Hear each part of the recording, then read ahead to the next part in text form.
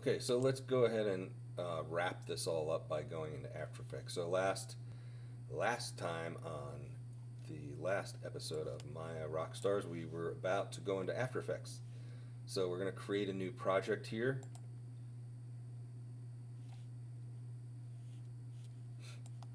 So now we have a new project here, and we'll want to go in and create a new composition.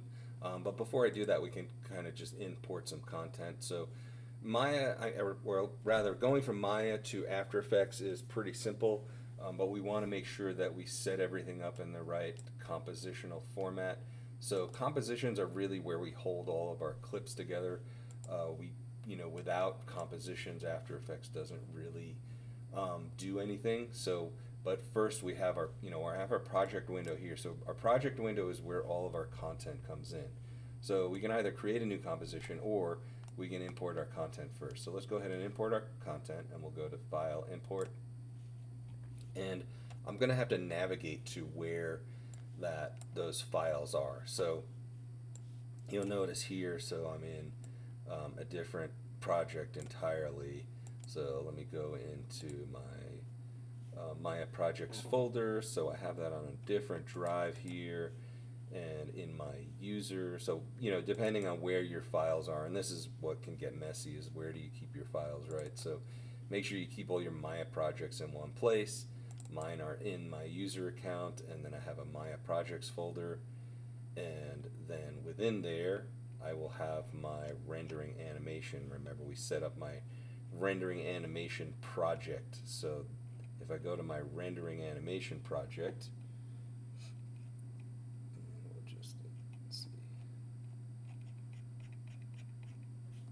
at the very top here because I have it listed by date.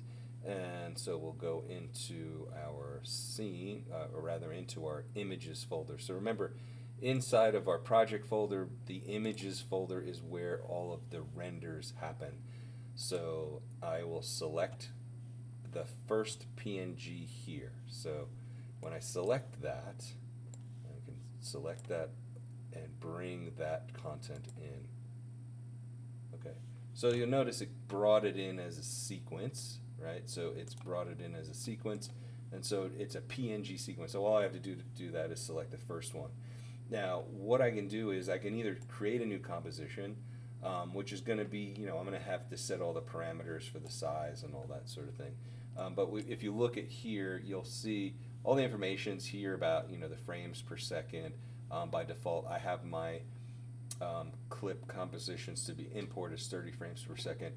If you don't have it set up that way, you can reinterpret the footage by right-clicking here and saying interpret footage and go to the main, and then you can change the frame rate there. So right now I have to assume the frame rate of 30 frames per second. The way it interprets the alpha, the alpha channel again is that transparency within the image. We're going to leave that alone. It's all PNG. So we'll go ahead. And now we'll create a composition. So to render this out, and obviously we've rendered it out already in Maya, but to get it out to a movie format or something we can actually use, we're going to have to bring it into After Effects or a similar program and create a batch render for that as well. So I'm going to go ahead and say new comp from selection. So if I right click here and say new comp from selection, it will create a comp. So it creates a composition there that is the exact length of the animation. Okay, so I can zoom in here a bit to see it, and you can see I got my reflections and things like that in there. Remember that transparent grid is really just there to, it's really just representing that there's nothing in there. If I just turn it off, if I turn the transparency off here, and let's say I don't have any alpha, it's just going to be all black, right? So, but right now, let's just assume we want to use the alpha. So the advantage here is that, okay, well, let's say I don't want a black background. Maybe I want another layer here, so I'll go ahead and make a new layer, and I'll just go ahead and say a solid.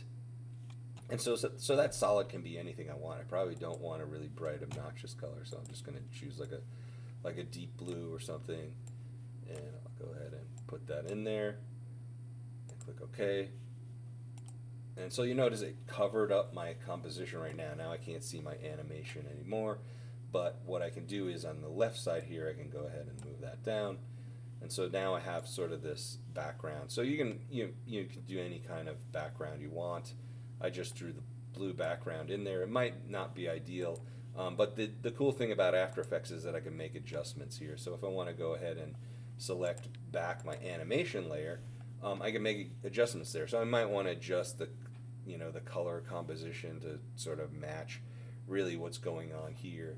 So a lot of times straight up renderers don't look exactly how we want them to look, and a lot of times we'll compose them with other things, visual effects elements, things with live action.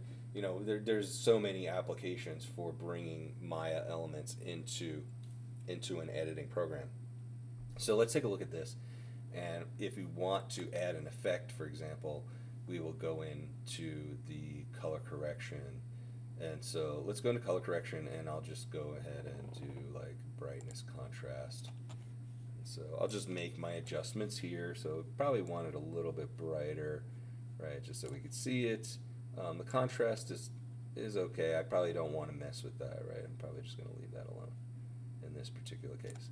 So anyway, that is everything as far as how you can bring it into Maya, bring in Maya renders. Remember, you're not bringing the Maya file in, you're bringing the renders out of Maya into here, and then you're doing whatever post work you want in here, whether it's color correction or compositing, anything you want you can do within After Effects.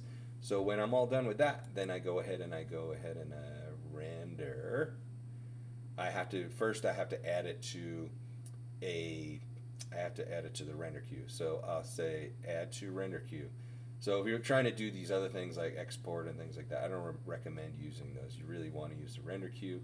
So I'll go ahead and add to render queue, and it's going to save it in a specific place, most likely where I last saved my After Effects file. So I'm going to want to go ahead. I'll just save it out to the desktop here for now, so I don't confuse it with all my other files.